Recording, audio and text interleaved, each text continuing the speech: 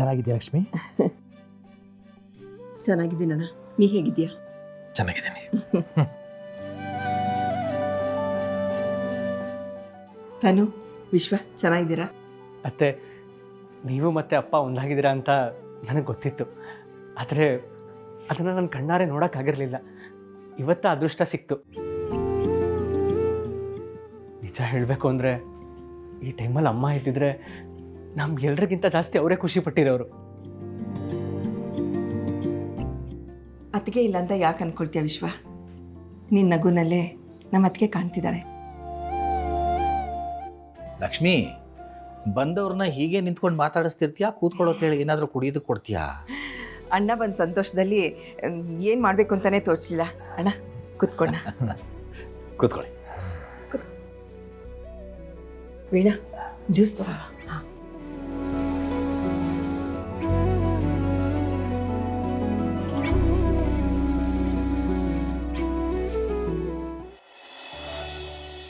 ಜಾನ್ವಿಯವರೇ, ನಾನು ಆಫೀಸಿಗೆ ಹೋಗಿ ಬರ್ತೀನಿ.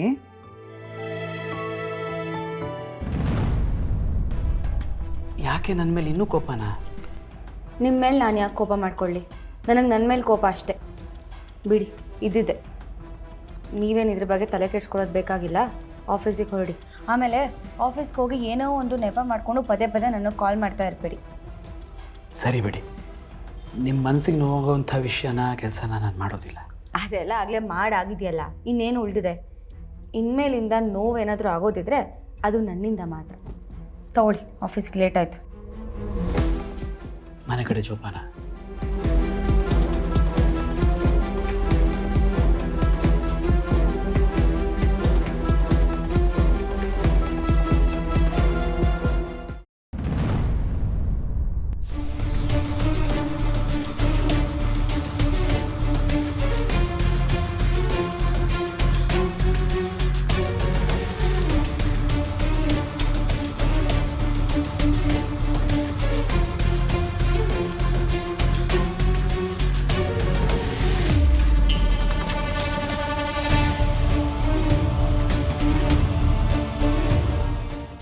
ಯಾಕೆ ಮಾಡ್ಕೊಂಡು ಹೋಗ್ಬಿಟ್ಟಿದ್ದಾರೆ?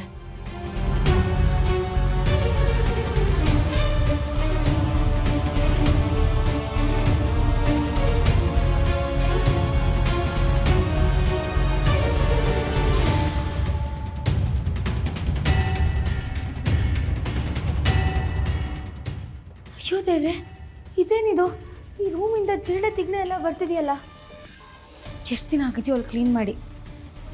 ಮನೆಗೆ ತಿಗಣೆ ಎಲ್ಲ ಬರಬಾರ್ದು, ಅದು ಒಳ್ಳೇದಾಗಲ್ಲ. ಅದಕ್ಕೆ ರಾತ್ರಿ ಎಲ್ಲ ಸರಿಯಾಗಿ ನಿದ್ದೆನೇ ಬರ್ತಿರಲಿಲ್ಲ ಈ ನಡುವೆ. ಅವ್ರಿಗೆ ಫೋನ್ ಮಾಡಿ ಹೇಳಿಬಿಡ್ಲಾ? ಬೇಡ, ಫೋನೇ ಮಾಡಬೇಡಿ ಅಂತ ನಾನೇ ಹೇಳಿಬಿಟ್ಟು ನಾನೇ ಫೋನ್ ಮಾಡಿದ್ರೆ ಚೆನ್ನಾಗಿರಲ್ಲ.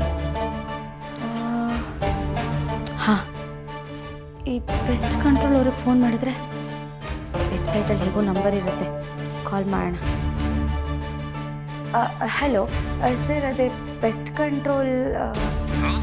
ಹಾಂ, ಏನಿಲ್ಲ ಸರ್, ನಮ್ಮ ಮನೇಲಿ ಜಿರಳೆ ಮತ್ತು ತಿಗ್ನೆ ಬಂದ್ಬಿಟ್ಟಿದೆ. ನೀವು ಬಂದು ಔಷಧಿ ಸ್ಪ್ರೇ ಮಾಡ್ಬೋದಾ? ಎಷ್ಟು ಚಾರ್ಜ್ ಮಾಡ್ತೀರಾ? ಮೇಡಮ್, ಅದು ಡೂಪ್ಲೆಕ್ಸ್ ಹೌಸ್ ಆದರೆ 3500 ಚಾರ್ಜ್ ಮಾಡ್ತೀವಿ madam. No problem sir, amount ಓಕೆನೆ. ನೀವು ಯಾವಾಗ ಬರ್ಬೋದು? ನಿಮ್ಮ ಮನೆ ಅಡ್ರೆಸ್ ಕೊಟ್ಟರೆ ಇನ್ನು ಅರ್ಧ ಗಂಟೆ ಅಲ್ಲಿ ಇರ್ತೀವಿ ಮೇಡಮ್. ಶೋರ್ ಸರ್, ನಾನು ಈಗಲೇ ನಿಮ್ಮ ಲೊಕೇಶನ್ ಕಳಿಸ್ತೀನಿ. ಇದೆ ಅಲ್ವಾ ನಿಮ್ಮ ವಾಟ್ಸಪ್ ನಂಬರು? ನಿಮ್ಮ ಮನೆ ಹತ್ರ ಬಂದು ಫೋನ್ ಮಾಡ್ತೀವಿ madam. Okay okay, thank you sir.